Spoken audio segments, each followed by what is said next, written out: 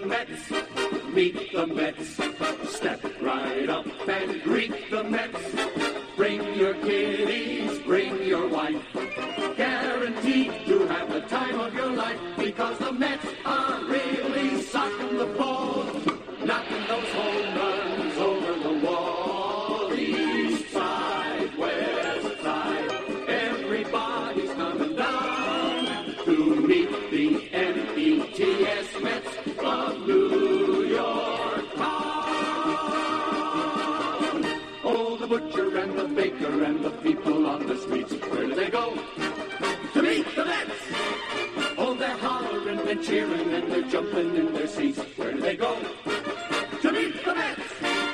All the fans are true to the orange and blue, so hurry up and come on down, 'cause we got ourselves a ball, put the Mets of New York town. Give 'em a yell, give 'em a hand, and let 'em know you're rooting in the stand. Come on and meet the Mets, meet the Mets. Step right up and greet the Mets. Bring your kiddies, bring your wife. Guaranteed to have the time of your life, because the Mets are really socking the ball, knocking those home runs over the wall. East side, west side, everybody's coming down to meet the METS Mets of New York town, of New York town.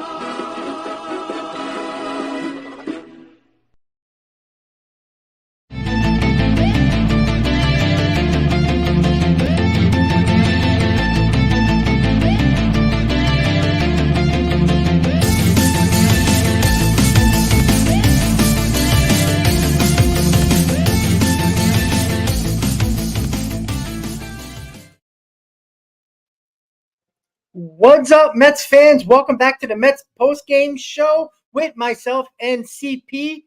And we got 4 in a row, and we got another series win. And you know what? It was in good fashion. Not a lot of stress. 5-1 victory. JD Martinez is probably the hottest hitter in baseball right now. Definitely the hottest hitter on the Mets. He's unstoppable right now. Obsessed. Just carrying the New York Mets. Chris, how you feeling, buddy? I'm feeling awesome. I had some worries with Quintana going into this start. He pitched fantastic. I'm very happy with 4-6, right at the bare minimum going into tomorrow. Could be 5-6 on the homestand. But all that we have to talk about today is a series win. Brandon Nimmo gets the job done. He had a couple of bad at-bats early, but he pushed that aside, got the Mets the first run of the ball game, and he also got a nice little ribeye steak there, I believe, as the 5th run of the game for the Mets. So good to see. We just need Pete to get going, but I'm sure we'll talk about Pete here inevitably. But great freaking win for this team, man. They are playing like all cylinders, on all cylinders right now. They are playing fantastic baseball. Yeah, absolutely. You know, it's interesting. I'm looking at the comments right now. That's why I kind of like paused for a second. One of my coworkers, Tim, is in the chat right now. So he's a big old Met fan, living in the Carolinas as well. But yeah, absolutely. Look, Alonso gets going. This lineup can be really, really dangerous. Look, Nimmo's starting to creak out of it a little bit, just step by step. He's taking baby steps, but you know what? That was a big RBI in the game there early in the game, and that was an important one as well. And, you know, again, JD Martinez is just outstanding. But you see, look at all the crooked numbers at the top of the order, right? The bottom of the order didn't really do much today. But look at the top of the order. Look at all that writing. Look at all that typing. Look at that. 3 for 3, 2 for 5, 1 for 3, couple of walks. And even when, and the most important thing, even when you're not getting hits, to get on base, especially in front of JD Martinez right now, is the most important thing that Nimmo and Lindor can do right now. You know, they, even if they went 0 for 3, if they got a couple of walks and got on, look what JD Martinez is doing right now. I mean, I'm surprised they're not walking him to get to Pete Alonso, to be quite honest with you. Because, I mean, Pete Alonso did get that double. He, you know, he hit a mistake, and that was what I wanted him to do. He, you know, he was trying, you know, I was saying just take some pitches, try to lay off those sliders that have been killing him and work walks. That's the way to get out of it. So pitch recognition can be the most important thing for Pete Alonso right now. He's still struggling. He had a nice swing on that double, but JD Martinez right now, I mean, wow. I mean, it's amazing what he's doing. And this is why you sign a guy like JD Martinez. I know you talked about Quintana. I apologize, but I was looking at the chat, everybody talking about Martinez, and I just keep on looking at the top of the order and all those crooked numbers that we don't see a lot of, and it got me excited. But Jose Quintana, look, we were asking for 5 innings, 3-4 runs, right? That's what we were asking for. We got 6 innings of 1-run ball. You can't honestly, if you would have told me that's what he would do before the game, I would have been like, please and thank you. Can I run in? Where do I sign? Because that's the type of Jose Quintana the Mets were expecting. And guess what? He had that out pitch today, Chris, that you talked about a couple, on the post game the other night. And then actually on the post game last night, you talked about Jose Quintana with his out pitch, and he had it tonight, Chris. I mean, outstanding performance by him. It's like everything I said in the post game yesterday that I was fearful of in terms of heading into this Quintana start today. It's like he heard it. He watched the post game yesterday and he's like, you know what, CP, shove it, because I'm going to go out there and do exactly what you think that I can't do. And I said it in your pregame stream today as well. I couldn't make it and I apologize because I had a busy day today. But I was like, if Quintana goes out there and lays an egg, please let this be the last that we see of him. But like I said, the consistency is still a struggle. Very happy to see his performance today. The location, the command was a lot better. I think that somebody else is pointing it out in the chat. Apologies because there's a lot of comments here. Francisco Alvarez has had an immediate impact on the way that these pitchers are locating the ball. Sean Manaea yesterday. Obviously, Jose Quintana today, with 2 pitchers that have been struggling as of recently, especially when Francisco Alvarez hasn't been catching them. So hats off to them. And what I will say, though, as I guess I kind of transition back into the sort of lineup talk, is that pitcher for the Padres was walking everybody. I was like pulling my hair out because they couldn't score off of him. And I was like, just take the free runs. He's trying to give it to you. But no, honestly, great job by Brandon Nimmo to finally come through for that game's first run.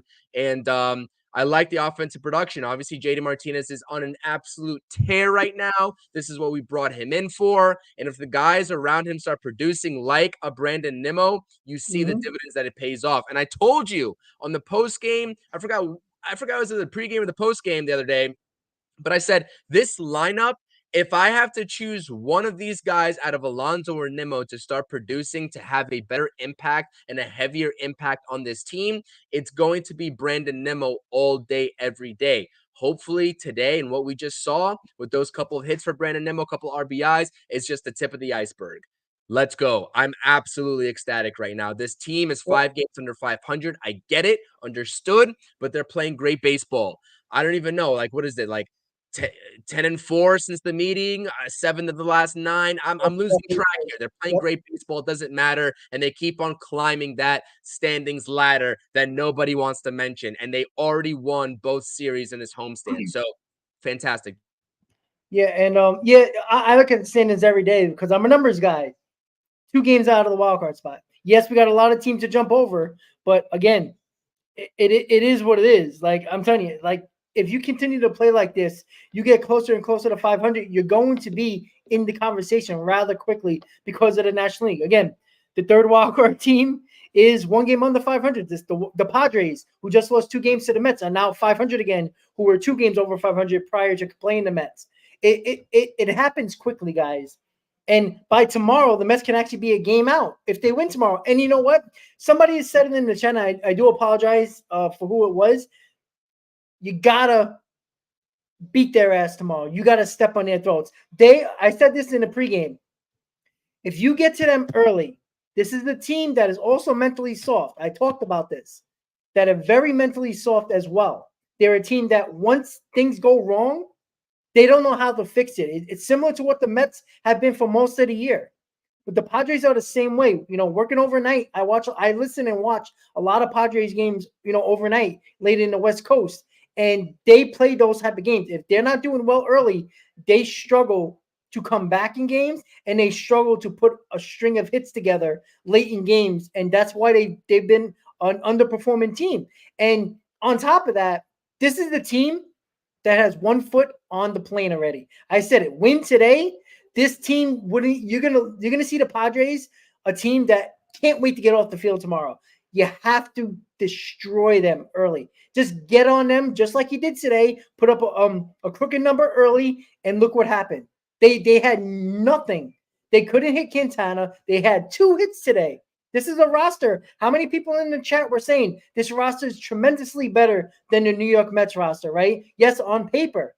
But again, looking at them playing, there's another team that has a lack of chemistry as well. And when things don't go right, everything unravels for them. And right now, things are going right for the New York Mets and are going bad for the Padres. And tomorrow, they need to finish the job. They haven't done that enough. They need to do it tomorrow, Chris. I really want to see, and I agree with you, you can't let your foot off the gas. You got to sweep this series, especially with this momentum that you're riding in with. Absolutely. Especially against this Padres team that has been underperforming. Absolutely. But what I will say, though, and I'm just looking at the box score here real quick because I just missed the tail end of the game. And shout out to Ricardo in the chat as well, saying that he is most excited for this bullpen more than anything else right now. And I agree. It's hard not to get excited, especially when you have Edwin Diaz looking like the old Edwin Diaz, closing off a really close ball game last night. And then you have Daniel Nunez coming into the game today, pitching 2 scoreless innings, and then Reed Garrett finishing it off. Like we talked about on the post game yesterday, right, Rob? It's about having those options in the bullpen. And what do we see with Adam Ottavino yesterday? He gets stuck into the 6th inning, and he doesn't have to pitch that 8th or 9th inning now that we have Edwin Diaz back. Everybody slots one place down in the bullpen, and it's gonna just reap benefits down the stretch for this team by just having Edwin Diaz back and performing like the old Edwin Diaz. Now, I'm not gonna jump the gun. Obviously, there's a lot more left to be seen from Edwin Diaz. He's had 2 solid outings ever since coming back off the IL, and that remains to be seen how that sort of, I guess, trend continues. But nonetheless, I was just watching the box score. Quintana 6 put away strikeouts today. I love it. That's not something you see every day from Jose Quintana. And listen, this was even better than I was hoping for tonight, right? Like if he gave up, like you said, 3 runs in the ball game today, I would still be happy. If he can replicate this, and I'm not going to sit here and say that I believe that he can replicate this because recent, I guess, history shows that he has been bad more than he's been good. So after one start here, I'm not going to jump the gun on it. But if he can find a way to put it together, maybe we're talking about a trade candidate, right? Because I still think that the team moves off of Jose Quintana in one way, shape, or form or the other. But like you said, if they build up his trade value, that's awesome. That is awesome. So I just like to see these guys playing sound baseball, and we're finally starting to see it. A lot of things that can be left, I guess, still to clean up. A lot of other procedural things like taking advantage of those walks from the starting pitcher today that can get cleaned up, right? Brandon Nimmo had a couple of at-bats, especially there with the bases loaded, 2 outs, that I really was hoping that he could break out at that very at-bat. He didn't. Pete Alonso, Brandon Nimmo in the 1st inning, I believe, also striking out with Francisco Lindor getting on, and he was at second base. Unacceptable. But like I said, all in all, we take the wins when we get them, especially at this point in the season when we talk about must-win games, must-win series. Like, this feels good. When was the last time we've been feeling this good riding into a post-game talking about this team? I'm going to take my wins talking about this team, let alone seeing wins on the field whenever I can get it. This is awesome stuff. Yeah, absolutely. And, Nimmo, look, he's slowly getting there, and I like that spot in the 2-0. I think it takes a ton of pressure off him. I think that is the main thing. I thought that even in a leadoff spot, he always felt that pressure when he got on base to steal a base, but he never could. I felt that pressure kind of got to him, but he was still a nice leadoff hitter. The number 2 hole, I think Nimmo fits perfectly. He's a guy that takes a lot of pitches. I just think he goes back to his old mindset of taking a lot of pitches, not trying to do too much, and the game comes to him. He's a solid enough player for the game to come to him, and his talent's going to take over. And then that 2-0, I love, especially with JD Martinez in the 3-hole. And look, just a subtle change in the lineup. It actually changed JD Martinez a little bit as well. like, he was in a cleanup role. There was a lot of opportunities that he missed out on because Pete Alonso wasn't doing his job and extending it in. And JD Martinez would have to lead up the inning with nobody on. And now, guess what? You got to face JD Martinez with the possibility of Nimmo and Lindor on base, especially if the lineup turns over like that. But I mean, even earlier, Harrison Bader and Jeff McNeil, if they start to get on base as well, you turn the lineup over, you get that opportunity, them RBI spots coming up for your bigger guys, especially if you can get runners on with JD Martinez right now. That's the key. Like Francisco Lindor and Brendan Nimmo, I already said this earlier in the stream. Just get on base. I don't care if you have 5 walks. I don't care. Get on base for him right now because he's going to drive him in. That's how confident I feel. Like JD Martinez comes up, he's going to hit one over the wall or he's going to get the RBI in. That's how confident I feel in JD Martinez. And look, we signed him because of this reason, because he is a run producer. He is a guy that can carry a team, right? We talked about him being signed as a supporting cast. Absolutely. But he is a guy that can take over a game. Like, he is that good. If the other guys were doing their jobs more often than not, we wouldn't have to rely on JD Martinez being the guy carrying the team on his shoulders. But right now, he is, and we're winning ball games because of it. And we got 4 in a row because not just him, but the majority of it has, at least the last 2 games, at least 3 games have been because of him. Yeah, absolutely. I agree with you 100%. And it's like a lot of people are saying in the chat here, especially Mike Lowe here, saying Lindor stealing bases seems like he has embraced that leadoff role, and it goes beyond just base stealing. It's great to see also Starling Marte, who I believe is a perfect 11 of 11 or 12 of 12 stealing bases this season as well. There's been a question of Mark about him using his legs, but I want to address M. Easy's comment here in terms of giving Mark Vientos a day off because, yeah, I agree that's probably the right move. But the reason why I like that comment is what needs to happen is, I'm sorry, this should have happened already.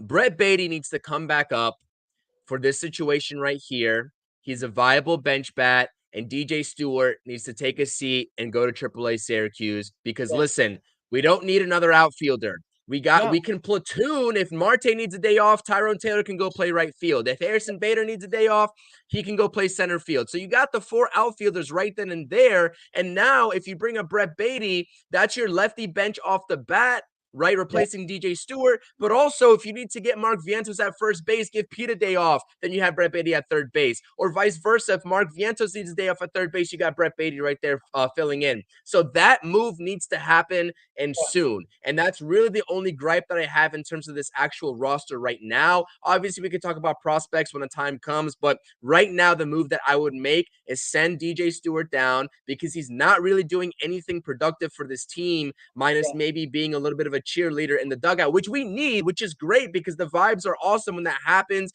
JD Martinez hits the walk-off. DJ Stewart's the first one out with Pete Alonso in the Gatorade shower. But listen, I think that this team could definitely benefit, right, with the depth, I guess, moves of it all with Brett Baty on this roster instead of a DJ Stewart. So that's really all I'll say. But nonetheless, this is so refreshing, man. Shout out to LV Live. Great podcast over there. Great Knicks content as well. If you're a Knicks fan, make sure you go subscribe over there to LV Live. Appreciate you. Big win for those New York Mets. Absolutely. How about it, man? How about it? I put up the poll, Rob, before this homestand. I put it up.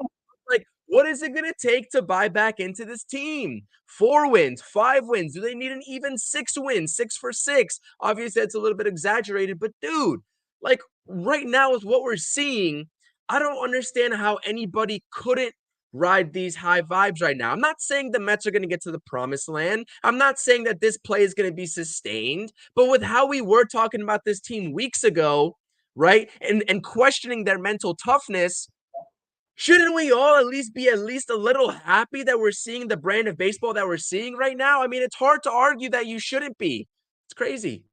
Yeah, absolutely. And look, it's great to talk about wins and talk about positivity with this team. And look, they put themselves behind the 8 ball, right? We know that, right? They have to keep winning. They can't mess around and lose 2 or 3 or 4 straight. That just hurts them in the standings and hurts them overall, and makes it much harder or much easier for the front office to make a decision at the deadline. But yeah, absolutely. And the important thing is when they were doing bad, and you talk about buying in, right? Did you see Citi Field today? Like, I know there was a giveaway, but there's been giveaways before where there was only 25,000 in the seats. There was over 30, probably 30 to 35,000 people there today. I know it's a Saturday. It's a nice day. It's a beautiful day outside in New York. I get it. But people haven't gone to Citi Fields on nice days either, right? Even on giveaways. The fan base slowly backs in. You win in, doesn't matter if you hit or not. If you win at home, the fans will show up. I don't care what the fans are. I don't care what team it is. The fans will show up. And Citi Field was pretty damn loud tonight. And I didn't even have the TV on very loud. And I heard the fans. The fans were into it. The fans are getting back with this team. They're getting their back now. And you hear it. And tomorrow, it's another day game, right? This is a getaway day for both teams. The Padres, I'm telling you, have one foot on the plane already. The fan base, come out tomorrow, back this team up. They can go 5-1 on this homestand, and I can guarantee you, if I put a poll up before this homestand and put up a poll, what's the Mets record in this homestand, it would have probably been either 500 or worse. That would have probably been the highest percentage because people did not believe because of the home, the lack of offense in front of Citi Field. And now that they're winning games, regardless of how it is, low scoring, high scoring, doesn't matter. They get this winning going at Citi Field. Now you get that confidence level from the players to play at Citi Field. They're not afraid of it like it's a haunted house. They get there, they know the fans got their back, and they know they can win at Citi Field, not just score runs, win. I don't care how you do it. Win at Citi Field, and that's exactly what they need. Going on the road for Texas and Chicago, both teams not playing very well right now, and the Mets riding that momentum, and we don't have no off day. We go from Sunday to Monday, and they're playing. So we get that momentum, and we're taking it to Texas. But hopefully that momentum continues tomorrow, and we get the sweep, and then we're really talking about something going into the 6-game homestand, Chris. Yeah, like LV said, it's one game at a time, eventually one series at a time. But right now, all eyes are on a potential sweep opportunity. It would be awesome, and they could ride that high over there into Texas, and that would be absolutely phenomenal for the actual confidence of this team. Not that they're lacking any confidence right now, because everything that I'm seeing on the field and in the dugout screams confidence to me, which is a nice switch up to see. But that play from Francisco Lindor at shortstop, man, that snag over there up the middle, that flip to Jeff McNeil, it was a beautiful play. How many shortstops in today's MLB make that play? I mean, I don't really know who I would entrust to make a play like that more than Francisco Lindor at the shortstop position. It was a thing of beauty, and I think that a lot of people, right, with I guess the lack of consistency with his bat, although he's starting to turn around the leadoff spot. A lot of people talk about his contract. A lot of people say they don't say this directly, but they're like, he's not homegrown, right? This is your whole point of like he's not homegrown, so we're gonna get on him more than Pete Alonso. A lot of people underappreciate the defensive talents of Francisco Lindor, and it gets lost in translation because this league is an offense league, and I get it, right?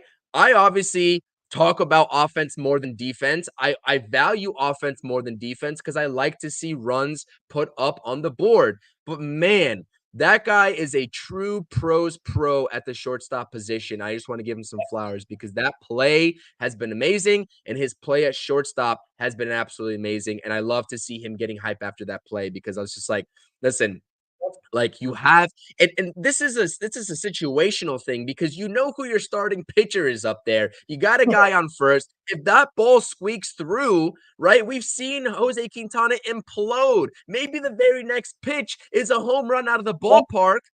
And that's already 3 runs up on the board right there. So like that gets lost in translation when you look back at a game like this because the score is 5-1. But in that very spot, that very situation, if that ball squeaks through with Jose Quintana on the mound, things could play out a lot differently. We just never know. So shout out to Francisco Lindor.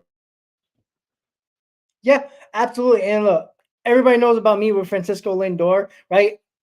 Everybody keeps on calling him overrated. He is so underrated in other areas of the game that nobody talks about. You're right. This game is all about the offense, but you know what? That could have been that play was a game saving play. It could have been a game saving play because, like you said, Jose Quintana could have blew up.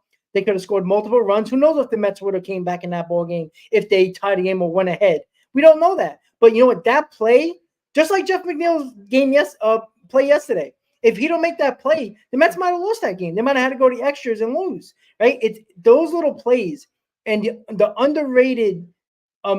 When Lindor gets underrated when it comes to the fan base, again, homegrown, it doesn't matter. People don't like homegrown play. Like as soon as Lindor makes an error, oh look at that $342 million man, $342 million man can't make an easy play. As soon as that, but you know what? I didn't hear Twitter go off today when he made that play. Right? It was like it was a golf clap. Right? Why is I that? did. Yeah. And you know what? Pete Alonso makes a play like that, a crazy ass play. I guarantee you. Oh my God, everybody hates his defense. No. The fact of the matter is, there's more aspects of winning a ball game by just hitting the ball over the wall and providing offense. It's nice, right? Chicks dig the long ball, but you know what? It doesn't win every game, right? And when you're not performing, and this is the thing about Lindor that I love, that I complain about with Alonso, when Lindor is struggling offensively, he never takes it on the field, right? He went 1 for 3 today. He had a couple of walks, but he didn't have good plate appearances today. He didn't look good at the plate. He had a couple of times where I thought he should have had better at bats today. But you know what? It didn't affect his defense, right? You saw today with Pete Alonso at first base. You know, Lindor made a low throw, but that's an easy scoop, right? Keith Hernandez even says he stretched the wrong way, right? It's mechanics, it's footwork, it's little things that Alonso takes on the field because he's doing bad offensively, and it affects the team. Luckily, it didn't hurt us, but that's why Lindor is so important to this team. And Hector brought it up a couple of roundtables ago. When Lindor is doing well, this team wins more often than when Alonso does well. This team doesn't win. That's a big deal. That's a big deal. So that's how more valuable Francisco Lindor is, at least since Lindor's been on the team prior to coming here. He's been more important. And I don't know why that is, but when Lindor is going good, the Mets win. When Alonso's going good, the Mets don't win. I don't know why that is. Maybe they just never work out and be hot together, but those stats are eye-opening. And if you're a Mets fan, you got to understand why we keep on saying that Lindor is not overrated. Now, can he frustrate you sometimes? Absolutely. But name me a star that's not frustrated, right? And is he the greatest player in the world? No, absolutely not. I'd love for his average to be higher. But again, the people who complain that average don't matter can't wait to bring up the average with Francisco Lindor. Like, so the fact of the matter is, Lindor brings more to the table. And when things are going bad offensively, he brings it defensively, and it never falters. And that's what I love about him. And again, he had a couple of walks today. It wasn't great. It wasn't a great offensive performance by him, but the glove came through in a big spot. Who knows how the game would have turned out? And I don't know what else to say. Like, I don't want to keep on killing Alonso, but it's hard to defend him. It really is. The biggest fan in the world that I know of is Hayden, and Hayden in the group chat's going off on Pete Alonso. Like, and he has posters all over the place on, in his place. And he's a big Pete Alonso fan. He defended him to the nth degree. But you know what? He's embarrassing himself right now. It's not a slump anymore, Chris. I think it's there's something going on with Pete Alonso, and you know what? I don't know if they got to give him a mental day off or 2 days like they did with Jeff McNeil. It didn't really fix Jeff McNeil, but he's been putting better at bats together at the very least. Hasn't been showing the results. Maybe Alonso needs a couple of days off. I know people might go crazy on that, but what do you think about that? Because I'm worried about him. I really am. I don't even know. I don't even know what to say about Pete Alonso anymore. I'm not gonna lie to you. I've ran out of words to say, and I've ran out of talking points about Pete Alonso. It's all pitch recognition, man. He's swinging at garbage pitches. He's not seeing the ball out of the pitcher's hand. The same thing with Brandon Nimmo. Like we talked about those two struggles those two guys' struggles. And I'm like, it's pitch recognition. Like, you could talk about confidence, and yeah, the confidence probably is wavering, but I don't want to repeat myself from the previous stream when I kind of went in on that in terms of the actual pitch recognition. But yeah, I mean, day off, move Mark Vientos to first base, Jose Iglesias to third base if you need, whatever. I mean, like I said, and like you just said, I don't think Pete Alonso's making or breaking this lineup right now. Maybe Yeah. his name just being inserted in the lineup from an actual, just like looking at the lineup from an opposing pitcher standpoint, maybe that's like all really he's good for right now. Like, you know what? He's just looking lost. He looks lost. Carlos in the chat saying he looks cooked, but like, I don't know.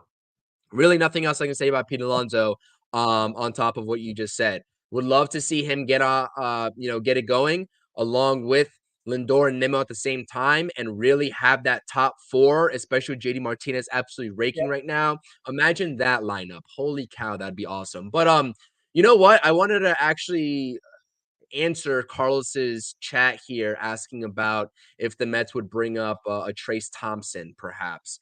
Oh And yeah. I would love for them. What was that? No, I'm sorry. I was looking for the comment. I know it was way better. Oh, yeah, it's a little bit up top because there's a lot of comments. Shout out to everybody here, by the way. Keep dropping those comments. Hit that thumbs up. This is being streamed to both YouTube channels. We definitely appreciate you. If you're not subscribed, also make sure you subscribe, all that good stuff if you're new here on either channel. But I would love for the Mets to take a little bit of a, I guess not even a risk, but just a little bit of a trial run at Trace Thompson. I think the power definitely is there. And he's showing off that power in AAA. He showed it off in spring training, and he remained in the organization. So that's something that I would definitely like to explore. But with the combination of already having a right-handed hitter, a right-handed hitting outfielder in Tyrone Taylor off the bench, and also just not having any lefty bat at that point, because Omar Narvaez is gone, right? Thank goodness. Everybody's probably saying. I don't think that the Mets are going to bring Trace Thompson up. I don't think that's an option for them to bring him up in their eyes. If you asked me, if I was part of the front office, you know me, lefty righty matchups, don't care. Bring up a hot hitter and play the hot hand. If that means sending DJ Stewart down for Trace Thompson, by all means, I'm down for it. But that's why I kind of proposed early on in the stream a couple minutes ago the whole Brett Beatty situation. I see a lot of people saying, well, Brett Beatty's not going to play consistently. He doesn't need to be up here. Well, I get that they're trying to sort of make him a second baseman. Maybe if something happens to Jeff McNeil, maybe they find a trade partner. But if they are kind of just like half-assing that, and maybe they're not too serious about him coming up and playing second base, maybe this is just something to scare, quote unquote, Jeff McNeil into playing better. I don't know. Maybe it's just like a scare tactic. Like, I don't need Brett Beatty to play third base every single day or even play anywhere every single day at this point. Like, I don't know if the Mets have made the decision on Brett Beatty's future, if he's the future or if he's not the future, right? It was hard to sell me on the Mets thinking that he's the future if Mark Vientos is playing third base every day, right? But that's where I'm kind of going with that. So, yes, Ricardo, to answer your question, Trace Thompson would be awesome. Maybe G-Man Choi, I think he's still on this team, right? I think he came back to this organization. He's still in the minor leagues. G-Man Choi would even be awesome. Anybody not named DJ Stewart, right? And you don't really sacrifice power with G-Man Choi because I think he has a lot of sneaky pop that a lot of people forget. But no, listen, at the end of the day, I think that is the one roster spot that I would make a move today on, even with this win, is DJ Stewart being sent down for another bat, whether it's Beatty, Choi, Thompson, don't care. Bring up a fresh bat and you can use them situationally because DJ Stewart simply is not it right now. And I know that he worked an impressive sort of count earlier today. He took the offer, but he just really hasn't been achieving those results and those successes. And he's an expendable player. Let's not act as Mets fans like, this roster is doomed without DJ Stewart, because I think a lot of like fans around the game, they get attached to a player. Like, he went on a tremendous run and nobody will ever take that away from him at the end of last season, but they don't need this guy. He's not doing anything spectacular for the Mets to make or break wins and losses. I'm sorry. It's just a fact. So yeah, I don't know. It doesn't really matter. Oh, Choi opted out. Did he opt out? Last time I checked, I thought he came back to the organization, but there's been so many sort of times that he's had that option to leave that I'm losing track at this point. So if Choi's not an option, like I said, I'm not backtracking. I would still make that move for Trace Thompson, but with the Mets loving to play lefty-righty situations in that lefty-righty game, I just know they're not going to do it. So the only other option at this rate, right? I'd love to talk about Ryan Clifford being ready to come up and be that lefty bat, but that's not plausible right now. At least not yet anyway. So I think Brett Beatty is the only situation for that. So yeah, I don't think he opted out. I think he's still in this organization. I could be wrong though. So someone fact check me on that real quick. I see Rob typing in if he's still in this organization. Like last time I checked, the last news article came out of Ji-Man Choi. It was like he was remaining. He opted back in. He wanted to stay with the organization. So I don't know. Like I said, but yeah. Anyways, back to today's game. It's a great win. He was released then. He was released June 1st, according to Anthony then. Okay, so they released him. So, okay, got it. Okay, so he's not an option. There we go. Anyways, that's besides the point because we're kind of nitpicking here at this last roster spot. It doesn't really matter at this point. Like, that's not going to make or break wins and losses.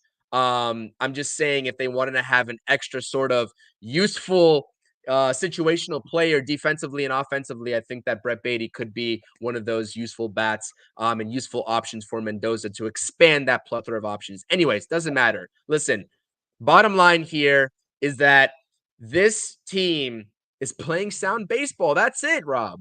Like, what else more do we have to say? And I do want to talk real quickly before we hop off the stream. I have to hop out of here in about 5 minutes about the game tomorrow. Listen, we got Tyler McGill versus Dylan Cease tomorrow. I know I'm probably not going to be available for a pregame stream, but that is a pitching matchup that intrigues me a lot, because Dylan Cease right now is acting as the ace of the San Diego Padres pitching staff, and Tyler McGill has had impressive stuff to his arsenal. Maybe the results in terms of the actual innings pitched haven't been there, but he's putting batters away at a high rate. And I think that that could be a pretty decent pitching matchup tomorrow. And it's about whose offense shows up, just like that question mark was the story of the game today, right? It was like which offense was going to break through first. And I think that we can see that tomorrow as well. So I hope, like Sean Manaea and Jose Quintana, Tyler McGill brings his A game because, like I said, no matter what the Padres have done or not have done in this series, right, only putting up 2 runs collectively, I know that that offense on an individual basis has a lot of talent to it, a lot of talent. So you need to have those put away pitches and you need to have your command. Let's not forget, Tyler McGill's command has been better than what we've been accustomed to seeing from him, especially last year and even before he went into IL this season. But it needs to be pristine because we see it. As soon as his command is even a touch off, he's not getting to that 5th or 6th inning. He's not. He's like a 4 1/3, 4 2/3 because his pitch count just gets driven way up and he puts himself in situations where there's runners on base and Mendoza just has to pull the plug at that point. So really curious to see how Tyler McGill bounces back and if he can go deep in the ball game. Want to see his command and I want to see if those put away pitches continue to be there for him. Yeah, absolutely. And look, it's a test tomorrow for the Mets. Dylan Cease is pitching well. He is their ace at the current moment. And look, they're gonna try to avoid a sweep. You know, that's the hardest game to get. The last game of a series to get a sweep. It's not going to be easy. I predict a low scoring game because that's what happens when you got a guy like Dylan Cease on the mound. And on top of that, you also got Tyler McGill that, like you says, has been with his pitching has been a little bit more control of his pitches. And if he doesn't walk the ballpark and keeps that control, I think he's going to be fine. Now, it's just a matter, is the offense going to hit against Dylan Cease? Obviously, that's yet to be determined. But look, go out there, work the count. I think that's the important thing. I think they got to work the count against Dylan Cease. You know, he is a guy that likes to stay a little bit more outside the zone than a lot of really good pitchers that like to attack the zone. He's not an attacker of the zone. He likes to work around the plate. And if you lay off certain pitches, you might get him into a high pitch count early where you get into the bullpen, where the Padres had to go into the bullpen very early today. And that was a fresh bullpen. They're not so fresh anymore. So I think the key is work the counts, get his pitch count up, wait for that pitch that he might get over the plate. Maybe he'll make a mistake, and that's when you got to attack. That's where the Mets are right now against Dylan Cease. It's going to be a tough one tomorrow. But you know what? The Mets have been finding different ways to win ball games. If it's offensively, pitching, they've been finding ways. So I expect them to find a way to win tomorrow. How they're going to do it, I have no idea. But I expect them because I am confident that this team is finding ways to win at home now. And I don't even care how it's done. I just hope they win. And I want them to win. And I don't care how it gets done. So, Chris, if you want to do a quick final thought, and we'll call it a stream. Final thought is really proud of the way this team has rebounded. That's it. And the bottom line is, and I'm going to just keep saying this, right? Whenever they release the lineup, I'm always going to tweet this out. Whenever you ask me for final thoughts on the pregame or postgame, this is what I'm going to say. Win. That's it. Absolutely. And look, 10-4 since the meeting and 8-2 in their last 10. Can't do much better. I mean, you could do much better than that, but guess what? I'll take it. This team is right back where they need to be. Not quite, but they're close enough, right? 2 games out of a wildcard spot, 2.5 from the Padres in the second wildcard spot, 32-37, 5 games under 500, getting closer and closer to that 500 mark, and that's the key.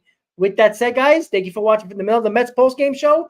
Subscribe to the channels, hit that like button, and I'll see you tomorrow, and I think Chris will see you tomorrow as well, most likely in the post game. Correct, Chris? Most likely the post game or the round table, TBD. One of those. Perfect. So round table tomorrow, time will be determined, and hopefully we have the whole crew together to talk about a series sweep and the Mets being hot. 5-game winning streak. Let's hope that happens. Have a great night, guys. Let's go Mets, and we'll see you tomorrow. Good night, guys. Let's go Mets.